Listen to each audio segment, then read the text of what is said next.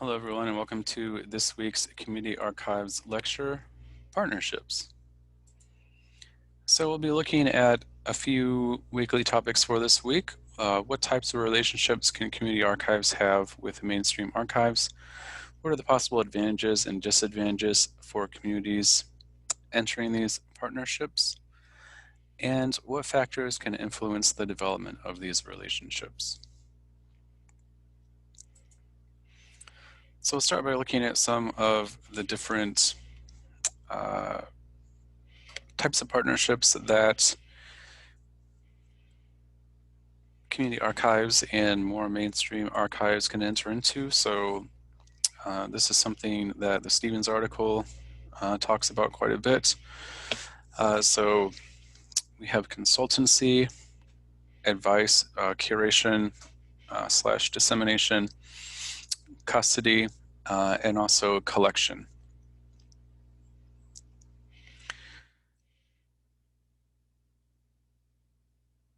And it's interesting to think about how each of these types of partnerships can result in advantages and also disadvantages for communities that are entering into these types of partnerships with traditional archives.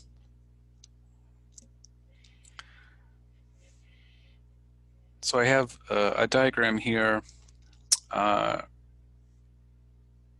showing, at least from my perspective, the possibility of negative consequences, or the possibility of a community being exploited by more traditional archives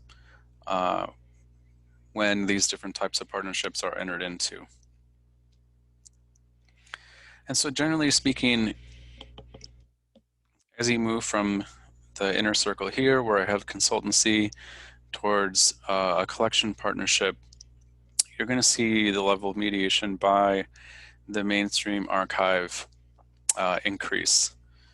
So there may be a small amount of consultancy or a small amount of mediation in a consultancy partnership, but if there is a collection partnership that is entered into, then there's more of an opportunity for mediation to take place. And I feel like the higher level of mediation a traditional archive has, the greater the possibility that the community entering into this partnership may be at greater risk of being exploited. It's not a guarantee, certainly, but there's more of a likelihood that this can occur.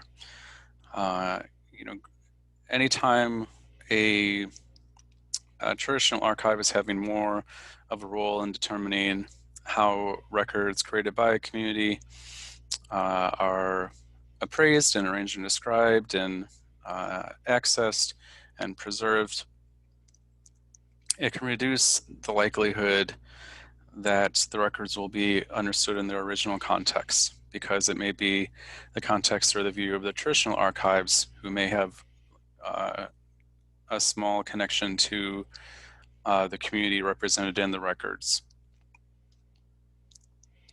And it may result in a relationship that doesn't necessarily centralize the community's well-being.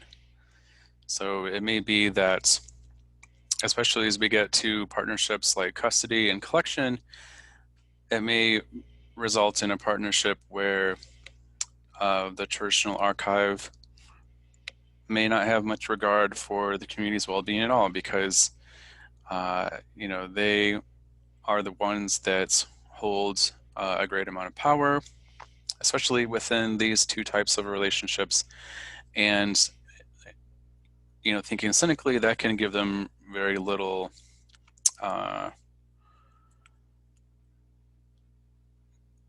it can make them feel very little need or obligation to consider the community's well-being and translate that well-being into record-keeping decisions and practices. So you could argue that all of these partnerships have that potential for a relationship that is strictly extractive and doesn't really support the community's well-being and doesn't really represent the records as they were originally created and used by a community. But again, I feel as you sort of move outward and the level of mediation increases, that likelihood becomes more possible. So let's talk about that a little bit more. So we have our consultancy partnership here. So this is one where the community provides suggestions to a traditional archive about records that they might consider acquiring, provide advice about how records might be described, how records might be preserved, and so on. And so this is a pretty empowering relationship for the community archive. They have the power, or at least some power, to influence the actions and operations of the traditional archive. And I think there's correspondingly sort of less mediation by the traditional archive and less potential for an exploitative relationship or partnership being developed. So at least from my perspective, this is the only relationship within that the Stevens article mentions where the community archive is wielding most of the power. They're the ones choosing whether or not to provide advice. They're the ones that are making recommendations about how records might be managed. And that's a pretty empowering situation. So next we have advice. This is a partnership where the community archive still has a fair amount of autonomy, but more traditional archives give them advice about how to handle different record keeping decisions that they may be faced with. So how to arrange and describe records, how to preserve records, how to provide access to records. So, I mean, this is still advice, so presumably the community archive could take it or leave it. But there is more of a mainstream traditional archival voice here. So it may be that the advice that traditional archivists are giving doesn't necessarily correspond with the context or cultural needs of the community that is housing the records. And we've talked in a few instances in this course about how traditional archival thought doesn't necessarily consider the fact that people represented within records should have a say in how records are managed. They may not consider certain records that the community creates to be records. And so it could be an instance where some of the advice that community archives are receiving, again, may not necessarily connect and correspond with their culture or the context of the community. Another type of relationship or partnership that the Stevens article mentions is curation/dissemination. So one in which traditional archives help mainstream archives disseminate information contained in the community archives. The article mentions how traditional archives may help community archives set up things like exhibits and perhaps provide suggestions about items that might be included in the exhibit. And so this might be one that also shifts a lot of power to traditional archives. If they're the ones that are suggesting which items go into an exhibit or how those items are represented to members of the general public, then unless it's done in collaboration with community members, it may result in records being put into an exhibit that the community may not necessarily want to share with the public, or exhibit text which doesn't reflect the complexity or cultural sensitivities of the community being represented within the exhibit. So the Stevens article mentions ruckus, which is also something that another one of our articles touches on, and how they had a strong say in what types of materials were included, but it does seem like there was some give and take there. And so there is a chance for the community to not be able to represent itself as fully or honestly or completely as it might wish to do. The next one that we'll look at is custody. So I feel here we're further getting into more territory where the possibility for exploitation becomes more possible, and the level of mediation can get quite pronounced. So this would be a situation where community records are actually housed within a more mainstream or traditional archive.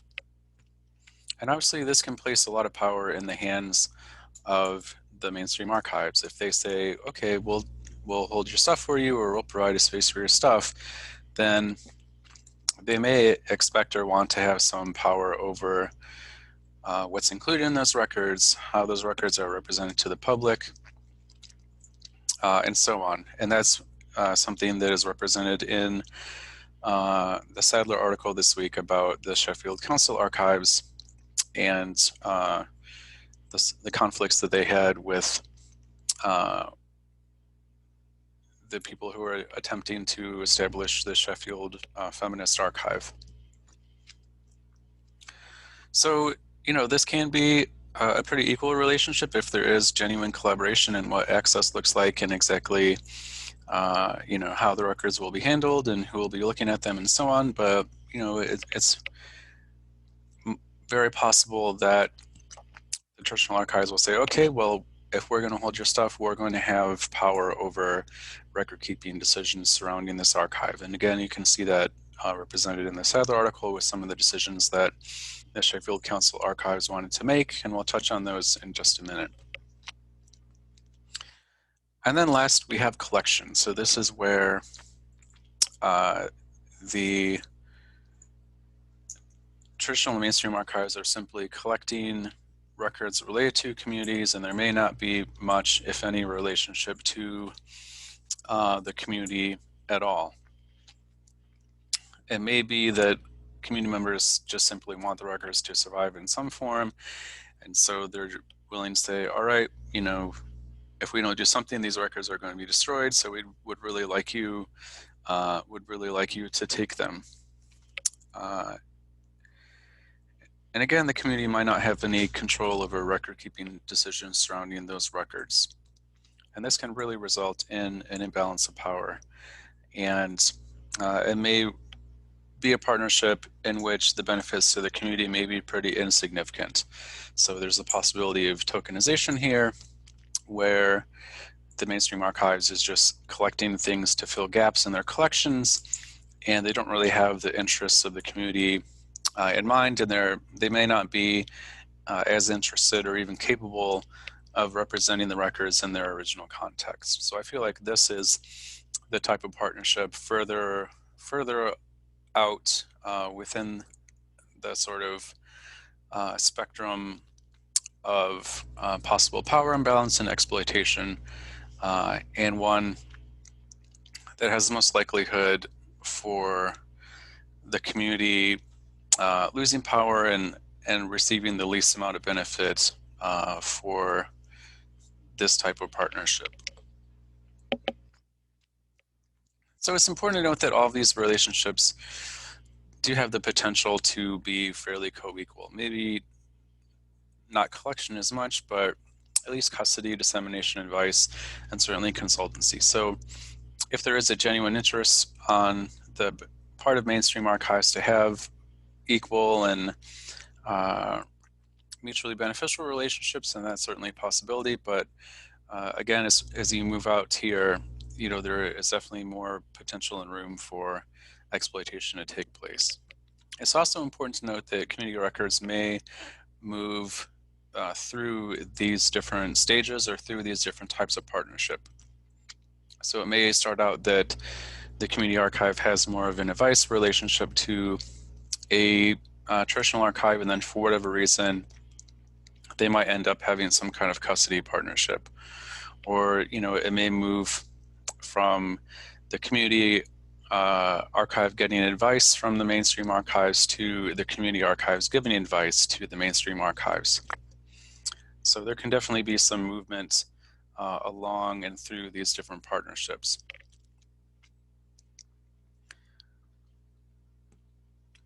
So just to focus on some of the possible advantages and disadvantages that can result from these different partnerships, and attach them to levels of mediation, which we've talked about before, and also some of the principles for community-centric archiving. So looking at records in their original context and looking at the well-being of the community and community members as being a central consideration.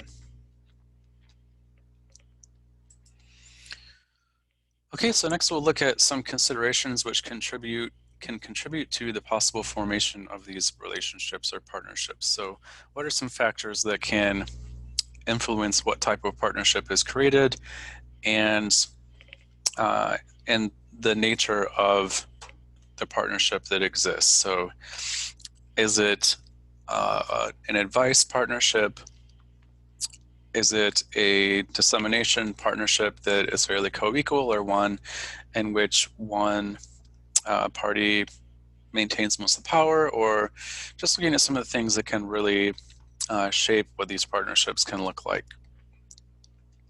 So I think an important one to consider is the goals of, or are the goals of the community, and the goals of the traditional archive as well. So on page 7 in the Sadler article, the author writes about how the feminists in Sheffield who were involved with the Sheffield Feminist Archive really saw archiving as a way to continue an activist struggle. And that may not be something that traditional archives feel comfortable with. They may not feel having this sort of activist collection or this activist presence within their archive. There may be political reasons, especially for an archive attached to, a public government, and that may be something that can shape what type of partnership is eventually established. Another thing that the Sadler article mentions is a desire by feminists in Sheffield to focus on day-to-day history instead of just sort of big events and big themes in history. And that may also be something that isn't as much of interest for traditional archives, who typically want to document just the quote-unquote important things and not so much of a focus on the day-to-day lives of members of a community.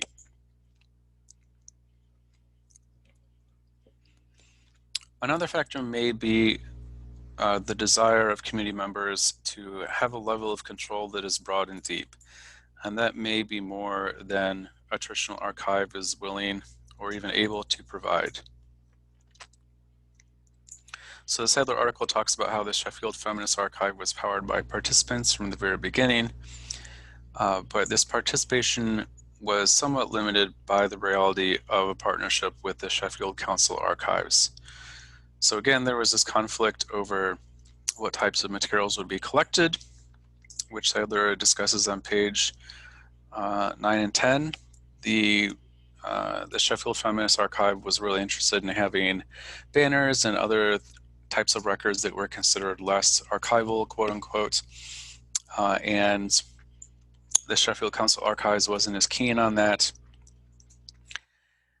And the Sheffield Feminist Archive also had some ideas about how the materials should be cataloged and organized, and these were pretty different from how traditionally records have been cataloged and organized by archives. So the Sheffield Feminist Archive wanted the records to be organized as sort of one broad collection, and the Sheffield Council archivists were more interested in having something that was organized according to provenance, which of course is a more traditional archival concept, and one we've sort of re-examined during this course.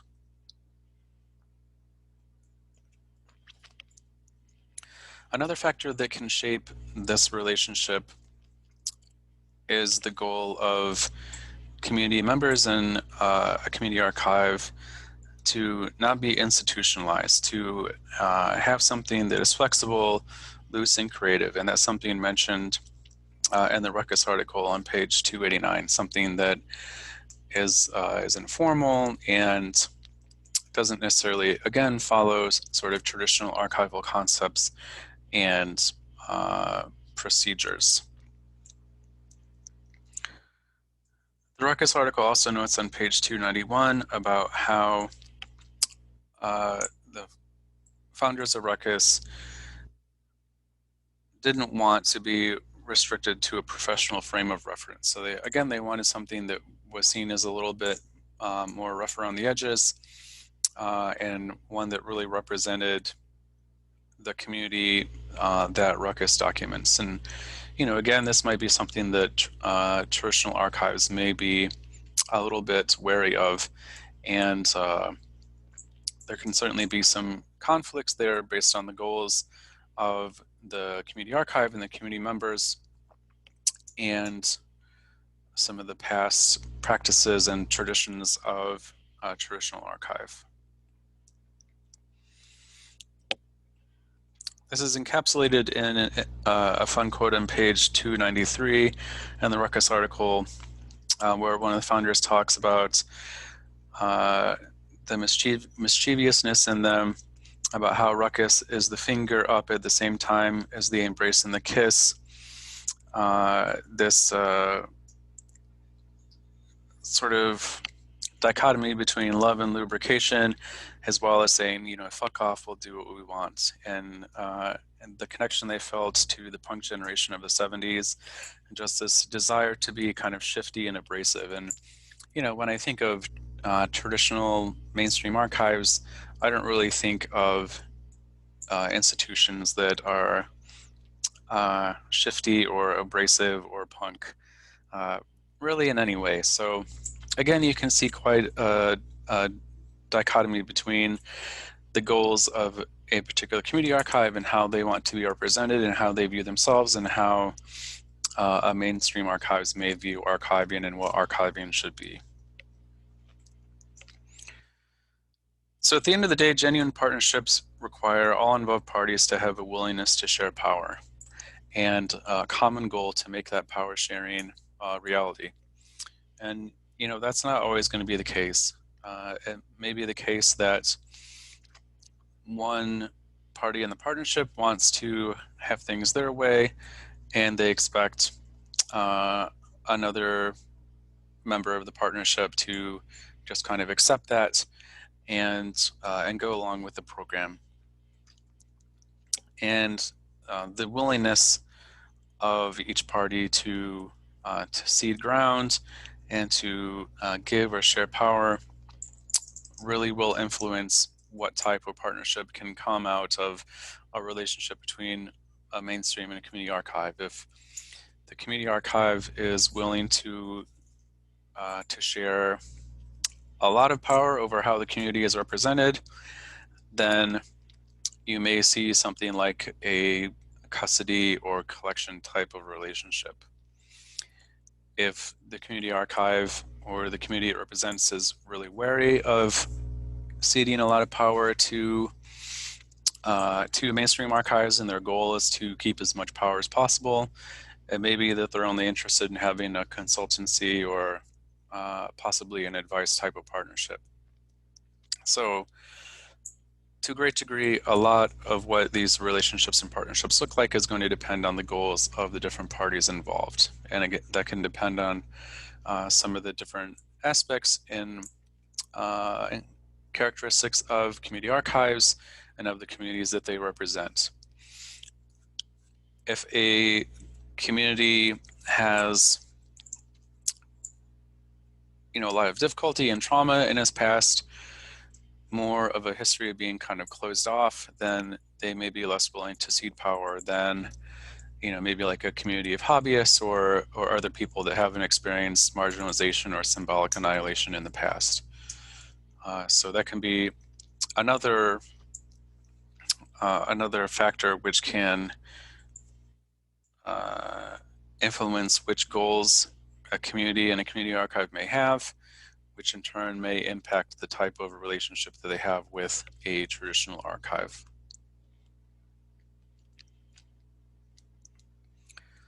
So as I just hinted, the identity of the community can be a big factor. So if the community consists of community members who have a strong sense of identity, or as I mentioned, it maybe been, marginalized and symbolically annihilated in the past, then they might have a strong desire to maintain a high level of power and control over their records.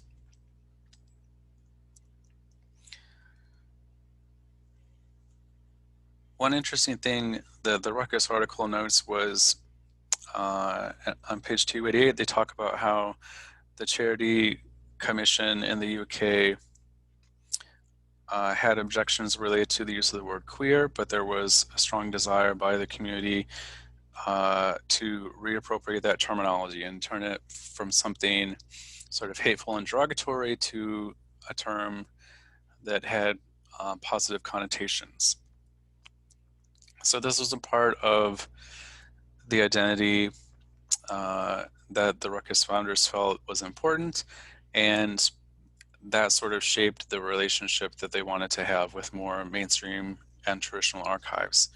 They also talk about how being Black was strongly influential in the relationship that they developed with archives, about how they felt that since the London Metropolitan Archives had other Black gay collections, that made them feel more comfortable into entering into a partnership with the London Metropolitan Archives. So just within the Ruckus article, that's a couple of examples of how the sense of identity impacted how the founders of Ruckus thought about different relationships with institutions outside of their community. On page 7 in the Sadler article, the author writes about how there was a desire to see a variety of feminist identities represented in archives. So not seeing just white feminists, but feminists of color as well. And about how that was something that influenced the Sheffield Feminist Archives' thoughts about creating a partnership and what kind of partnership they wanted to create.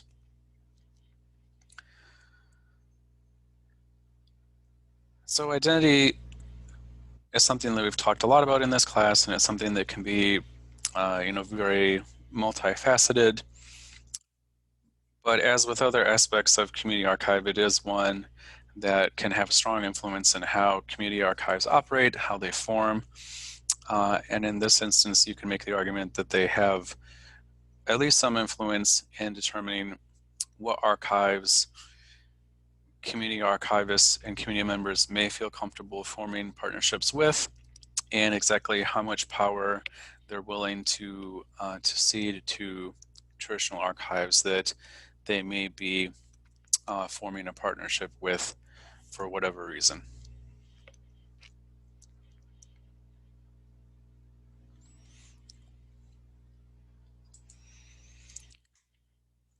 Another factor worth considering is the relationship that community members may have had with archives, or the perception of archives that community members have. The Sadler article talks a fair amount about how feminists in Sheffield had negative impressions of archives. They felt that archives were places where materials are locked up and rules are authoritarian. And that was really the opposite of what they wanted. They wanted to have an archive that was open and that was accessible to everyone. If you remember, the Selly article talked a lot about wanting to have an archive that was very open and very accessible to community members. So these, if you have a negative perception of an institution or a profession, that may make it less likely that you're willing to cede power to them, and that can certainly influence the type of partnership you feel comfortable entering into. The Stevens article on page 69 talks about how many community archives remain suspicious of the mainstream agenda and deeply committed to preserving their autonomy, about how this wariness is rooted in long and bitter experiences of exploitation and discrimination, and also an acute awareness of the ways in which colonial domination was enforced through the appropriation and accumulation of the material culture of subordinated people. So if you are a community that views archives as being, another toe in the foot that has been on your community's neck for who knows how many years, that might make you hesitant to enter into any kind of partnership with mainstream archives, especially a relationship that can involve you compromising your autonomy and ceding some power to traditional archivists.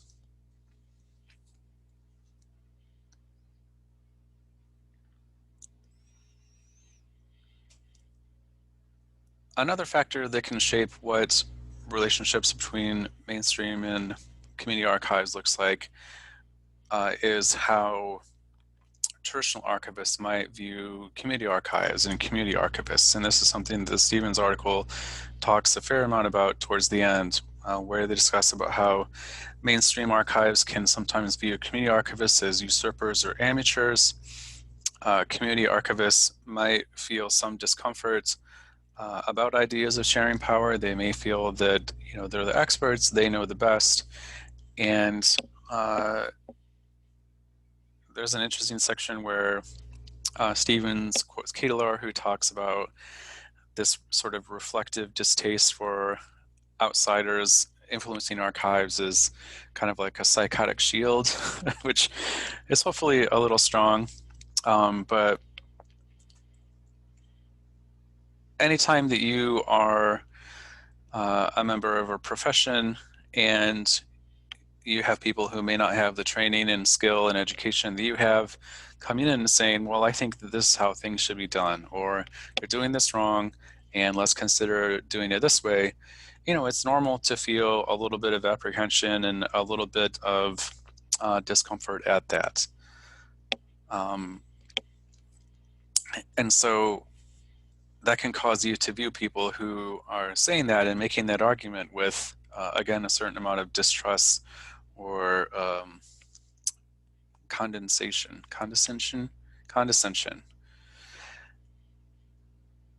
And that can certainly influence the type of partnership that a traditional archives might want to have with the community archives. They may say, we're the experts, we're not really interested in your opinion, we're going to provide advice to you, we're going to make suggestions about how you can create exhibits. We feel like your materials are best served being in our custody, or we're just going to collect your stuff and, that's that. So it's kind of a two-way street. How community archives view traditional archives can perhaps influence them to want to enter into a certain type of partnership, and how traditional archives view community archives and community archivists may lead them to have a desire to enter into a relationship which might be the complete opposite. So community archives may feel like we don't want to cede any power or very little power, and traditional archives may feel like we're the experts. I have an MLIS, so you should really just leave everything to us, and we'll kind of let you have your say, but ultimately the decisions are going to be ours. So there can be some big conflicts there that can shape any kind of partnership that a community and a traditional archive might have.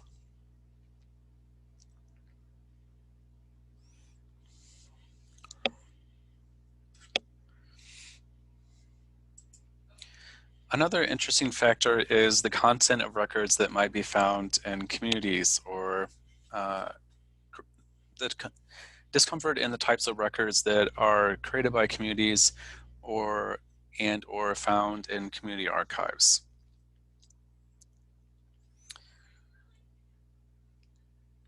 On page 293 in the Ruckus article, one of the founders talks about how a lot of the history of the gay black community in the UK it's unpalatable. You know, discussing things like sex parties, violence, gay racism, exploitation by the white community, a lot of stuff that isn't very nice and doesn't sit easily in museums and community events, and stuff that doesn't sit well with their memories either. A history that is born from struggle, a history born from being refused entry to clubs, and so on. And I'm kind of paraphrasing the quote here, but it's a really powerful and interesting quote on page 293. So documenting a history that is abrasive and may have violence and sexual content might be something that traditional archives feel a little uncomfortable about. Just providing access to records that may have explicit descriptions of sexual activity or whatever else might be going on. But that's an important part of a community. That is stuff that documents the complexity and flux of the community, which, as we've discussed, is so important. So if you if you want to enter into a partnership that allows you to kind of whitewash that stuff or not really describe it or make it as accessible as it should be, then that can cause some problems and lead to a particular type of partnership being created, or possibly no partnership at all. Just to think of a local example, the Queer Zine Archive in Milwaukee, some of those zines are very sexually explicit. I haven't seen all of them, but the ones that I've seen, have pictures of penises and sexual activity and all kinds of things. And it's just hard for me to imagine a more traditional or mainstream archives really embracing the idea of providing access to those materials. Especially university archives or archives connected to some kind of public organization. There can be some controversy there. And later on in the course, we'll talk about controversial records that can be found in archives. And so we'll discuss this issue a little bit more, but it is something that can make traditional archives feel uncomfortable for sure.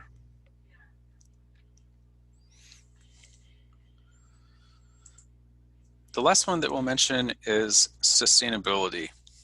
Sustainability can be a strong driving force for community archives to engage in a type of relationship with a traditional archives in the first place. It may be a circumstance where community archives are just running out of resources. They don't have the resources they need to take care of their materials, and that compels them to enter into a partnership with mainstream archives in order to make sure that the records survive and are maintained.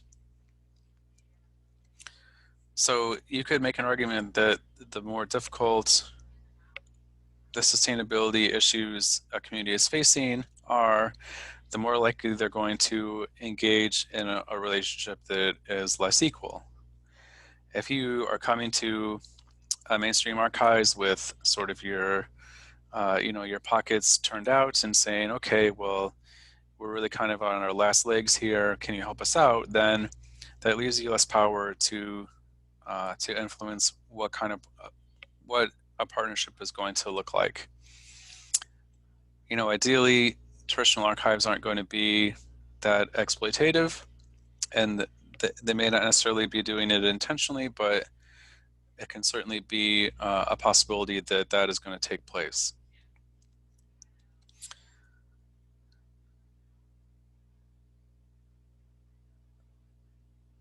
So it seems to me that if community archives want to enter into a relationship which is more co-equal and is more respectful and more reflective of power sharing, then they should try and develop a relationship when they aren't sort of desperate for for something that is going to save the records. So they don't want to be in any port in a storm situation, because that port may not be as beneficial to the community in the long run as it would be if the community archive was saying, well, we're doing fine, but we would like some advice about this, or we would like your thoughts about how we can handle this. When a situation can allow the community to preserve a lot of its power and continue to have an influence in record-keeping decisions surrounding records. In another instance, it may be that the community doesn't really have much say at all, because they're really asking the archives to come in and rescue their records for them. And we'll talk more about sustainability later on in this course, and there are some interesting thoughts about how sustainability should factor into some of the different partnerships that mainstream and community archives can have. But I'll tell you now, it is a strong factor that can facilitate a discussion about a potential partnership, and B, shape what the ultimate structure of that partnership will be. Okay, so that's it. So as I discussed today, some of these things that I talked about this week, we'll talk about more later on in the course. But this is one of the most interesting parts of this this course, in my opinion, because there can be so many interesting and strong factors that can cause community archives and mainstream archives to work together, to complement each other, and a lot of those factors can also shape ultimately what that partnership looks like. And I hope, if you are a mainstream archivist in the future, and you are working with community members who do have a desire to enter into a partnership with your archive, then you are willing and able to advocate for the most equal partnership that you can, because the last thing that you want to do is to be an archive that intentionally or unintentionally ends up exploiting the people that are trying to be represented and that are possibly coming to your archive from a position of need, because that's likely what community members have been experiencing for who knows how long. And the last thing that you want to do is continue to exploit them and marginalize them by excluding them from record-keeping decisions surrounding records that document their community and their history. So I hope that this lecture has given you some food for thought about how you might approach these partnerships in the future if you are ever faced with the possibility of influencing what some of these partnerships look like. So just something to keep in mind. This lecture is an interesting cross-section between things that we've already talked about and things that we'll talk about in the future. So it's a nice bridge to the past, and also a nice segue into some of our discussions in the future. So thank you for listening, and as always, let me know if you have any questions. Have a great week and stay safe.